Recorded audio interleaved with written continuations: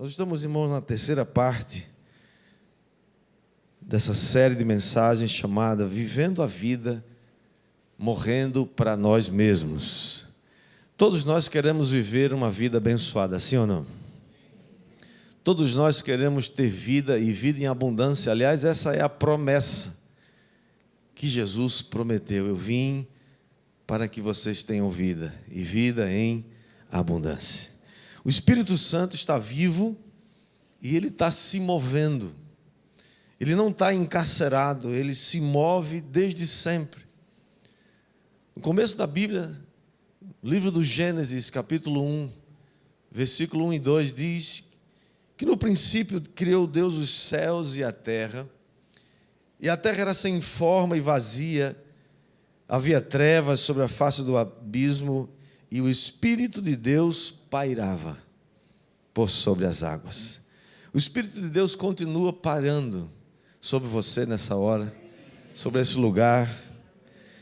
Romanos, o apóstolo Paulo escrevendo aos crentes de Roma, capítulo 8, ele diz que o Espírito, o próprio Espírito, testifica com o nosso Espírito que nós somos filhos de Deus. Por que você diz que é filho de Deus? Por que você diz que...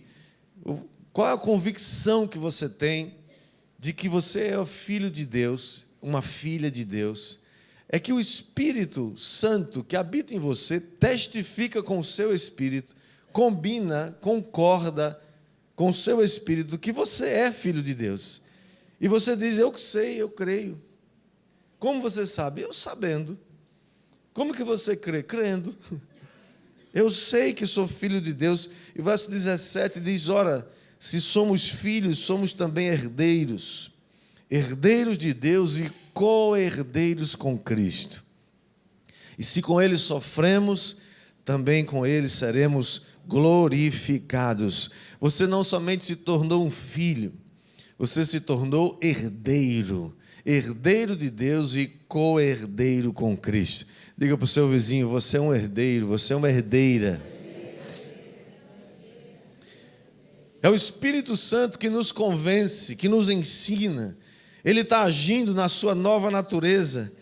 A Bíblia diz que Ele é o Espírito da verdade e que nos guia, que nos ensina a toda verdade.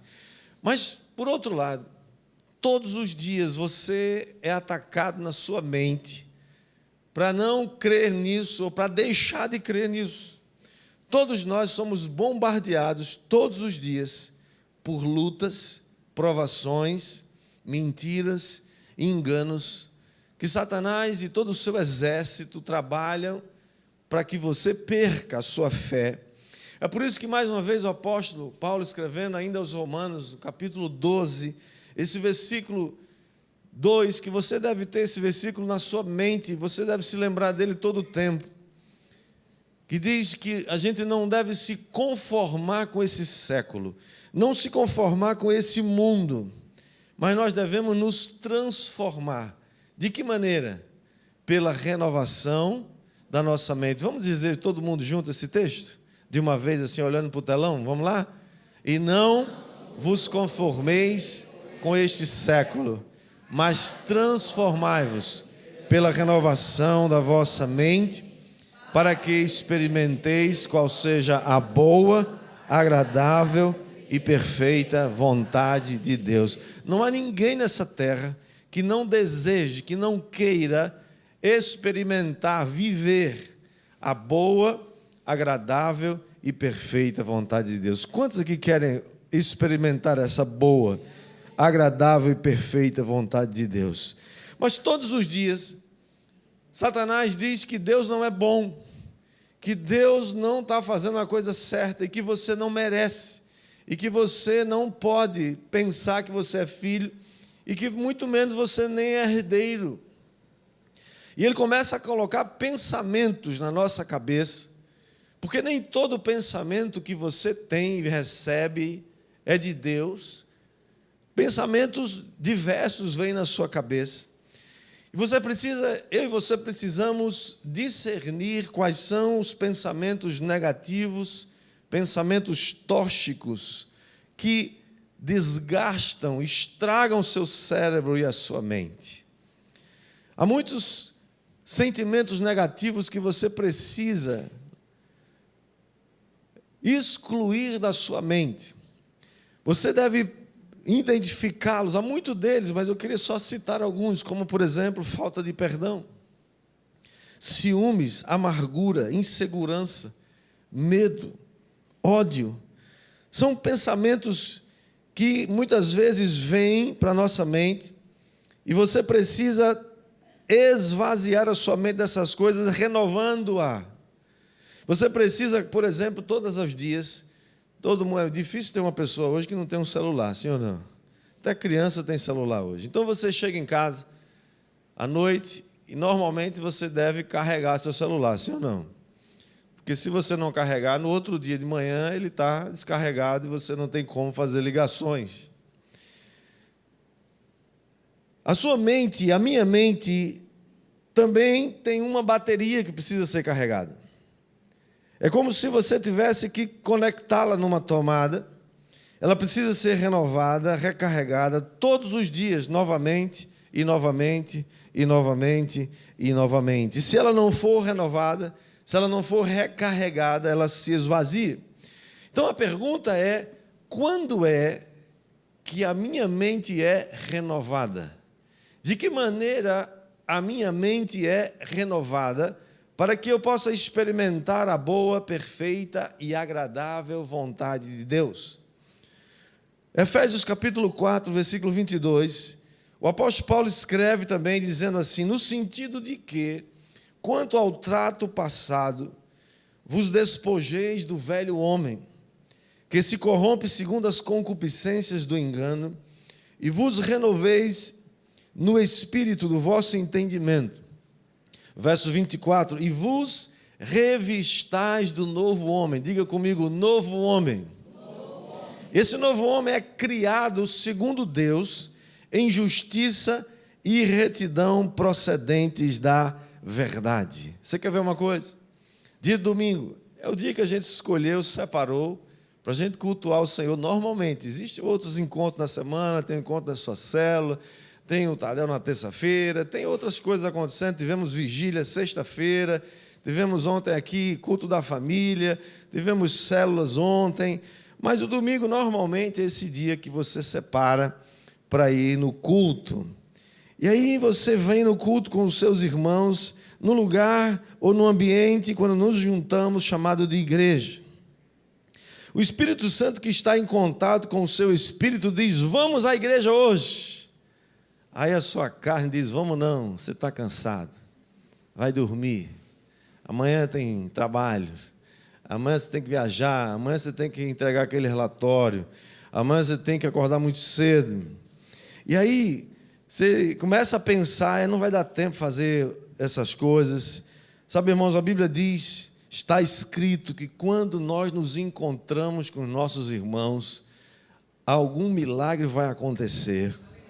Quando nos encontramos com nossos irmãos, nós somos cheios do Espírito Santo. Tem pessoas que ficam esperando ser cheio do Espírito Santo assim, num abrir e fechar de olhos, de repente. Pode acontecer essas coisas, mas normalmente não é assim que acontece. O apóstolo Paulo, ainda escrevendo aos Efésios, ele diz uma coisa maravilhosa. Capítulo 5, versículo 18, ele diz: não vos embriagueis com vinho, no qual há dissolução, mas enchei-vos do Espírito. De que maneira você pode ser cheio do Espírito? Olha o que diz o Salmo, o verso 19. Falando, diga comigo, falando. Entre vós com salmos, entoando e louvando de coração ao Senhor com hinos e cânticos espirituais. Você veio aqui hoje para ser cheio do Espírito. Estávamos aqui na vigília sexta-feira nos enchendo do Espírito, falando, cantando, adorando, profetizando, salmodiando, dando graças. E mais ainda, verso 20 diz: dando sempre graças por tudo a nosso Deus e Pai, em nome de nosso Senhor Jesus Cristo, e sujeitando-vos uns aos outros no temor de Cristo. Você sabia que quando você se sujeita, nós nos sujeitamos como um corpo uns aos outros, nós estamos sendo cheios do Espírito Santo? Sim ou não? O que a palavra está dizendo? Enquanto estamos juntos, somos renovados.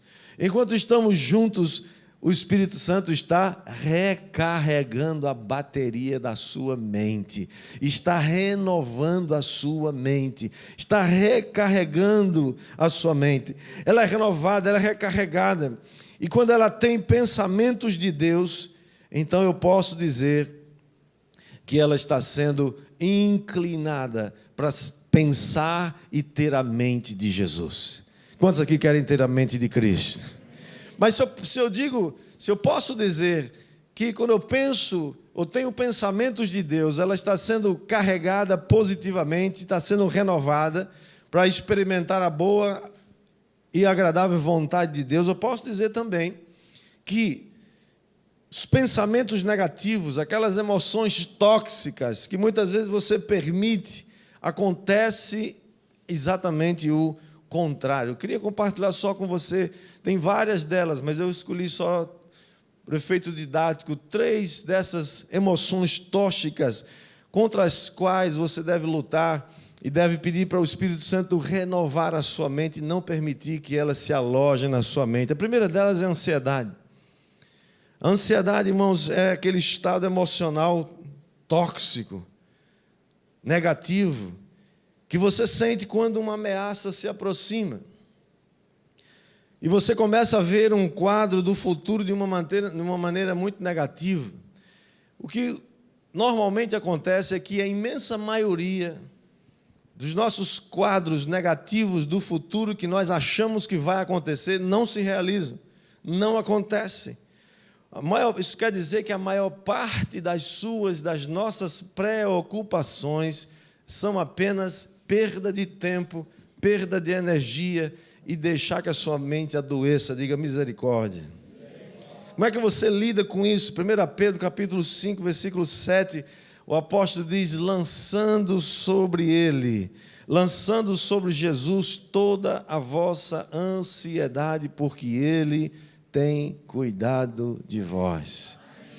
Diga, eu vou lançar a minha ansiedade sobre Jesus, porque Ele tem cuidado de mim. Você crê mesmo que Ele tem cuidado de você? É a palavra de Deus que está dizendo. Quando você agarra a ansiedade e se torna quase que proprietária dela, você está dizendo, eu tenho que dar um jeito na minha vida. Mas a gente não pode dar jeito em muita coisa na nossa vida. Mas Deus pode, diga amém. A ansiedade, irmão, se apodera primeiro da nossa mente e depois se apodera do corpo. Já viu pessoas que estão adoecendo por causa da ansiedade? A ansiedade, é óbvio que tem aquela ansiedade que se manifesta de uma forma normal e é até positiva, na medida em que nos prepara para enfrentar desafios. Por exemplo, você tem que fazer uma prova e você precisa estudar. Aí dá aquela ansiedadezinha assim, né? Que move você, que diz, eu preciso estudar, então vai lá e estuda, se prepara, né? Faz o que tem que ser feito. Mas há uma grande diferença entre você viver um momento de ansiedade e viver ansioso, viver ansiosa. Ansiedade crônica, irmãos, é aquela emoção negativa, tóxica, que leva você ao desânimo e tem levado muitas pessoas à tristeza, à depressão. E ela começa exatamente na sua mente. Tudo começa na mente da gente. Tudo começa no seu pensamento. Há um provérbio, né, que você já deve ter ouvido falar, que diz, você não pode impedir que pássaros voem sobre a sua cabeça, mas você pode impedir que eles façam um ninho. Você não pode impedir que pensamentos venham à sua cabeça, pensamentos de ansiedade, pensamentos tóxicos, pensamentos negativos, mas você pode impedir que eles se alojem na sua mente. O que fazer? Você precisa fazer o que a palavra de Deus está dizendo, renove a sua mente, mude sua maneira de pensar, rejeite literalmente os pensamentos que dizem o contrário daquilo que a palavra de Deus está dizendo. Quem está entendendo? Olha o que é que acontece, o seu cérebro recebe uma informação de que vai acontecer, ou pelo menos um pensamento, de que vai acontecer uma coisa ruim, que você começa a pensar no pior, você começa a pensar que não vai dar certo, que sua vida não vai dar certo, que você não vai passar na prova e que você não vai conseguir. O próprio cérebro começa a enviar sinais de ansiedade e começa a se preparar para o pior. Começa a liberar uma descarga, não só da adrenalina, mas de tantos outros hormônios, preparando você para o pior. A Bíblia diz que você deve rejeitar esses pensamentos, deve renovar a sua mente e crer: Senhor, eu vou passar, pode ser até que eu passe por vale de sombra e de morte, mas a tua palavra diz que eu não vou temer, porque o Senhor está comigo. A sua vara e o seu cajado me consolam. Eu posso passar por lutas e temporais, sim, todo mundo passa. Todas as casas numa região, se chover, caem todas elas. Mas se a sua casa estiver firmada sobre uma rocha, ela vai suportar a chuva e vai ficar de pé. A palavra de Deus está dizendo que nós podemos permanecer firmes, mesmo quando tem notícia ruim, quando tem notícias más, nós podemos crer que Deus está conosco e a gente vai ser cuidado pelo Senhor. Lance sobre Ele a sua ansiedade, porque Ele tem cuidado de você. Quem crê, diga amém. Amém. Já viu uma pessoa ansiosa? É aquela pessoa que vive roendo as unhas, viu? Tem gente que não tem unha, só tem cotoco. Ela come unha toda hora, está nervosa, ela fica com a mão suada, né?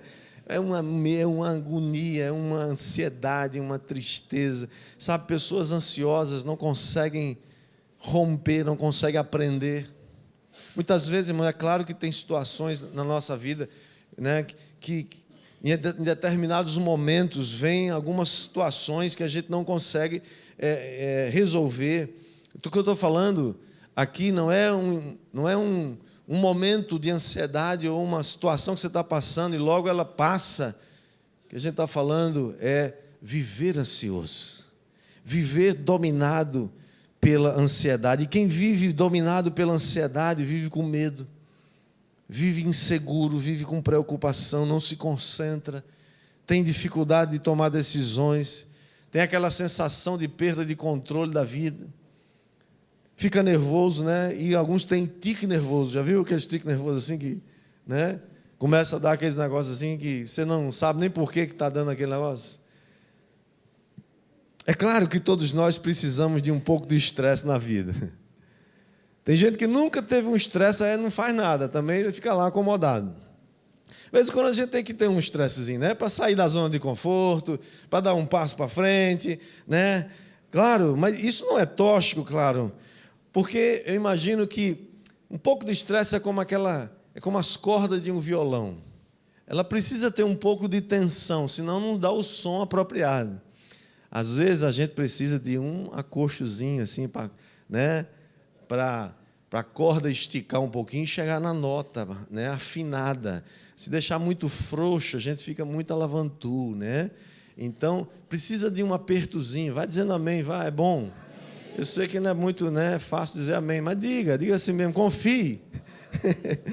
No entanto, passar por um momento de estresse não é a mesma coisa do que viver estressado. Se você vive estressado, se você vive debaixo de peso o tempo todo, está na hora de você identificar o que é que traz esse estresse para você e precisa mudar isso, precisa detonar isso em nome de Jesus. A boa notícia, irmãos, é que você pode sair da ansiedade. Sair da ansiedade está ao seu alcance. De que maneira? Lançando sobre Ele toda a vossa ansiedade, porque Ele tem cuidado de vós. A segunda emoção tóxica, um pensamento negativo, é a insatisfação crônica. Pessoas que vivem insatisfeitas. A insatisfação crônica é aquele sentimento contínuo de falta de aprovação. Você diz a si mesmo que você podia fazer mais, você nunca consegue dar a si mesmo um 10, Você sempre está no prejuízo. É aquela pessoa que não consegue estar satisfeita com nada. A Bíblia diz, amados, que o mundo é cheio de cobiça e de concupiscências. O mundo sempre vai ser um apetite insaciável. O mundo oferece muita coisa e diz, olha, se você tiver isso, se você fizer isso, você vai ser feliz. Se você conseguir fazer isso e aquilo outro, chegar lá, você vai ser feliz. E todas as vezes que você considera que a sua felicidade está lá, você vai descobrir que quando e se você chegar lá, você não vai encontrar o que você está procurando. Por quê? Porque a felicidade, a satisfação e o contentamento não está em um lugar, não está em algo que você compra, não está em algo que você adquire. Satisfação, alegria e paz existe numa pessoa que se chama Jesus. A insatisfação ocasional, aquela, é até positiva e te leva a melhorar. E ela te dá energia, para você perseverar apesar dos obstáculos. A insatisfação ocasional é aquela que te leva a querer mais, que te leva a querer sonhar. Você vai sonhar com coisas melhores, sim ou não? Mas você sonha e pede e ora, e a Bíblia diz que a gente deve fazer isso com ações de graças. Ou seja, você ora, você sonha, você planeja, você pede a Deus. Não tem nada de errado você ter sonhos grandes, sonhos impossíveis. Deus é o Deus dos impossíveis, sim ou não? Sim. Então, peça para o Senhor, mas peça com ações de graças. Se Deus der, glória a Deus. Se Ele não der, glória a Deus. Se Ele fizer, glória a Deus. Se Ele não fizer, Ele continua sendo Deus, porque Deus é fiel. O problema, irmãos, é a insatisfação crônica. Já viu gente que não está satisfeito com nada? Se sai de manhã está sol, o dia vai ser muito quente. Sai de manhã está chovendo, meu Deus, é chuva o dia todo. Se vai para um lugar que tem ar-condicionado, esse lugar ar-condicionado está muito frio. A turma aqui, está sempre assim, mais... não tem, está muito quente. Não tem, está sempre insatisfeito. Ele está sempre dando um enfoque negativo. E o que é pior, irmãos, que muita gente não somente se torna um insatisfeito crônico, mas muitas dessas vezes leva você a se tornar um perfeccionista. E perfeccionismo é doença. Não existe ninguém perfeito, você nunca vai conseguir fazer nada perfeito. O que Deus nos chama para ser excelente. Faça as coisas com excelência, faça o melhor que você pode, faça com todos os recursos que você tem, mas ninguém nunca vai conseguir ser perfeito. E o pior é que esse perfeccionismo de muitas pessoas está levando elas a medos, fobias, está levando a estresse, pânico. O perfeccionista é aquele que crê que pode alcançar a perfeição. Ele acredita que ele pode e que os outros também têm que chegar lá. O perfeccionismo, na verdade, irmãos, é um ladrão de felicidade. E a pergunta é, como é que você sai disso? Como é que você renova a sua mente? Como é que alguém que tem uma insatisfação crônica na vida pode sair desse estado negativo, tóxico, doente, e renovar a sua mente e confiar em Deus e ter uma atitude de contentamento? Você precisa saber, em primeiro lugar, você foi criado único. Você foi criada única por Deus. Não tem ninguém igual a você no universo. Não tem ninguém que tenha as suas impressões digitais. Elas são únicas, são suas. Não tem ninguém dos mais de 7 bilhões de seres humanos vivos nesse planeta que tenha o seu timbre de voz. Por isso que todas as vezes que você ora, Deus sabe quem está orando. Ele consegue distinguir a voz. Pode orar todo mundo de uma vez, ele vai saber, ele distingue quem é que está orando, porque o seu timbre é único. Então não há ninguém igual a você em todo o universo. E a Bíblia diz que Deus me ama e está trabalhando agora mesmo em meu favor. Deus é aquele que trabalha para aqueles que nele esperam. Nunca se viu, nem jamais se ouviu um Deus que trabalha para aqueles que nele esperam. Mas há uma terceira emoção tóxica que tem sido muito comum nos nossos dias e que tem levado pessoas a viverem adoecidos na sua mente. Não somente a insatisfação crônica e a ansiedade, mas a culpa falsa. Já ouviu falar na culpa falsa? É claro que existe uma culpa real. A culpa real é aquela culpa que é provocada quando a gente transgride uma lei. Então, quando a gente faz uma coisa errada, nós precisamos ser responsáveis, né? Temos a nossa culpa, mas há muita culpa falsa, que é aquela provocada por... tem origem em causas emocionais. Pessoas que inconscientemente estão, muitas vezes, tentando assumir a culpa do outro, se sentindo culpada pelas outras pessoas. Escute isso. Cada um de nós é responsável 100% pelas nossas atitudes, escolhas e ações. Não se sinta culpado pela decisão dos outros. Você só é responsável pelas suas decisões. Como que a gente descobre se a gente tem culpa falsa? Quais são as características de pessoas que vivem debaixo de culpa falsa? Primeiro, elas sempre têm uma tendência de ser feridas e maltratadas. Parece que elas têm uma atração fatal. Infelizmente, parece que tem mulher que só gosta de homem que maltrata ela.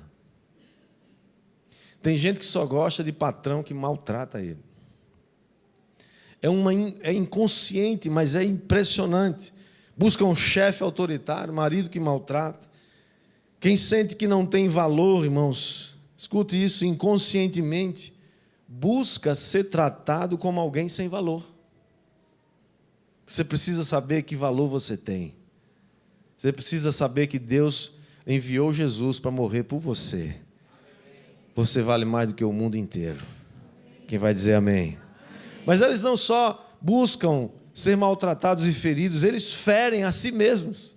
Pessoas que vivem debaixo de culpa falsa, estão todo o tempo tentando se ferir. É aquela crítica que é uma semente que entra no coração e cresce para converter-se em uma voz interna que condena. É a pessoa que se autocastiga, é a pessoa que se autoboicota, é a pessoa que está trabalhando contra si mesmo.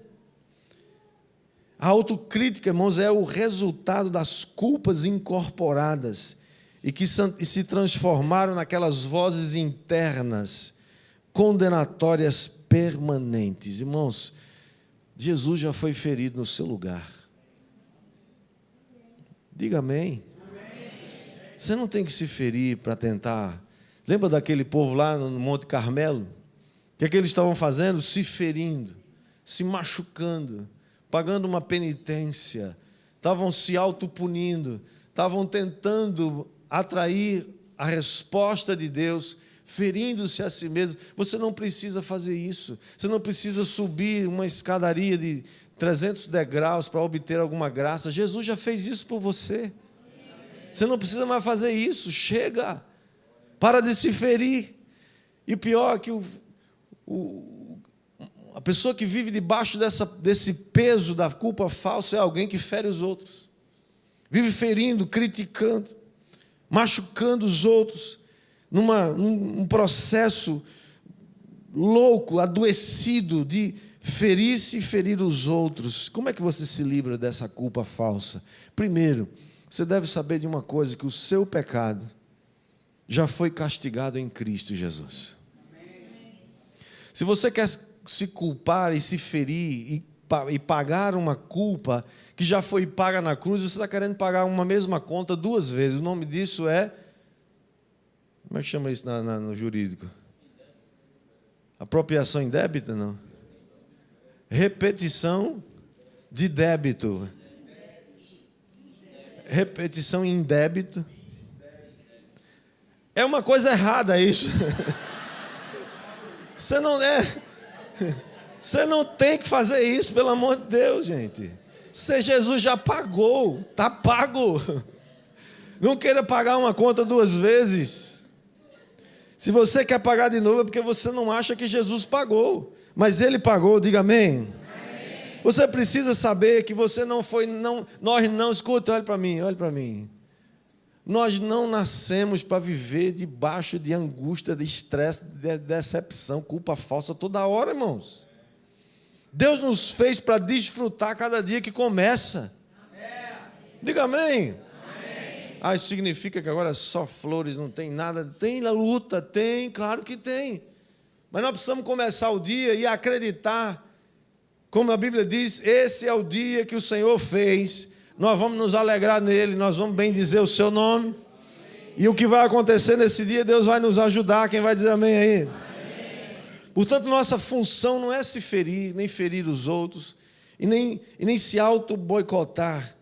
Sua função é encontrar em Deus as estratégias, as formas possíveis, para que você se ajude a si mesmo a alcançar os sonhos que Deus te deu e também que você possa participar de forma saudável dos sonhos dos outros.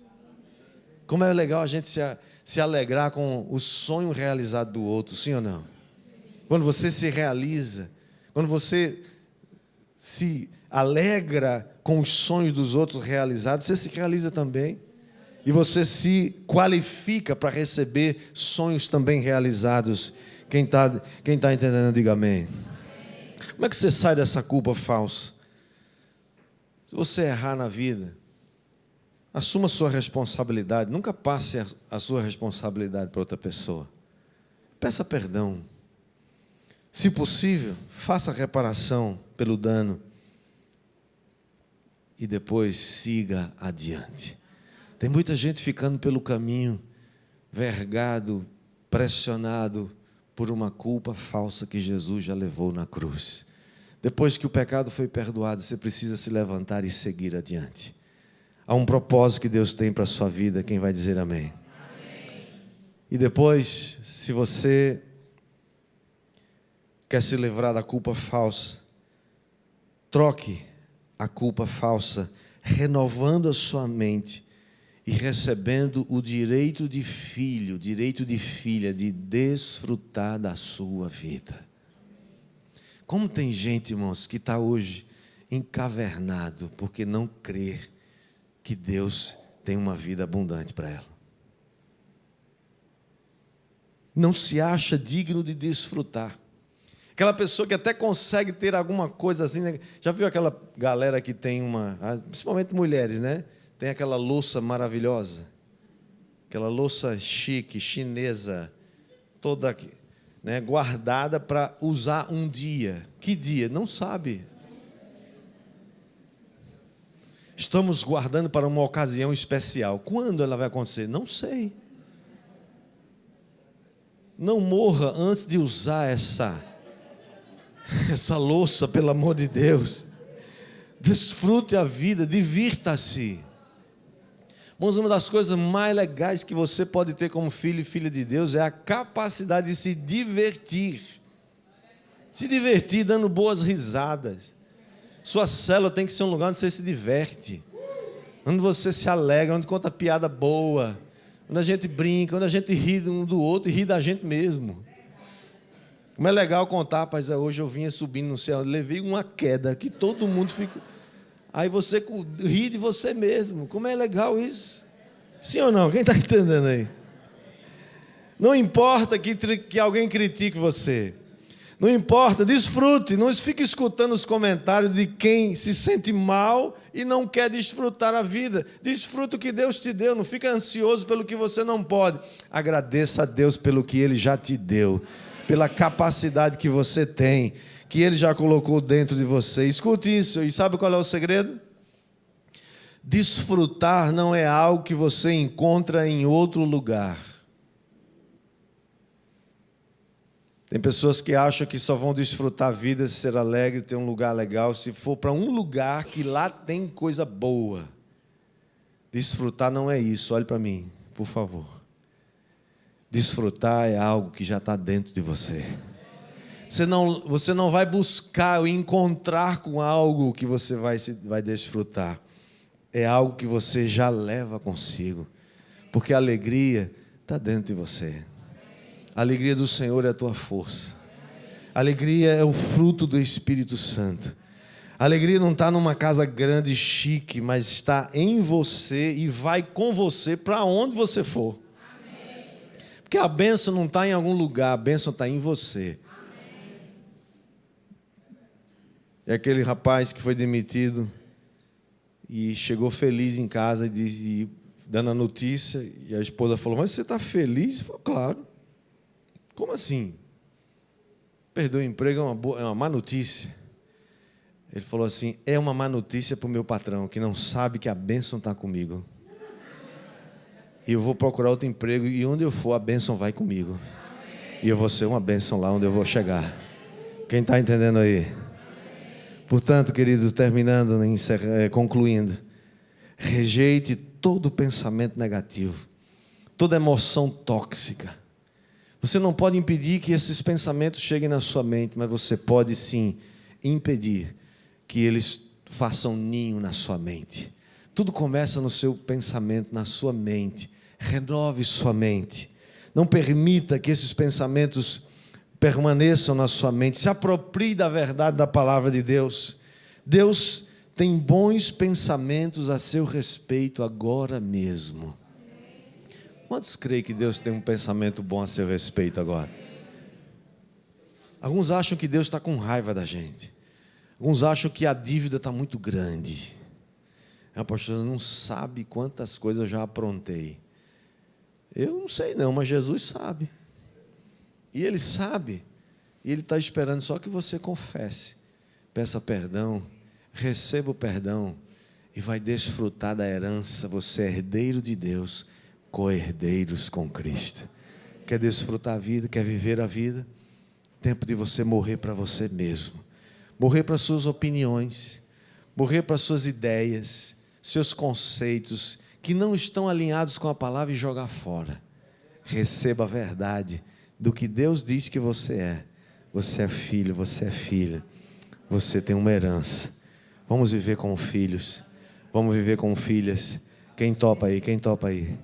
Vamos ficar de pé.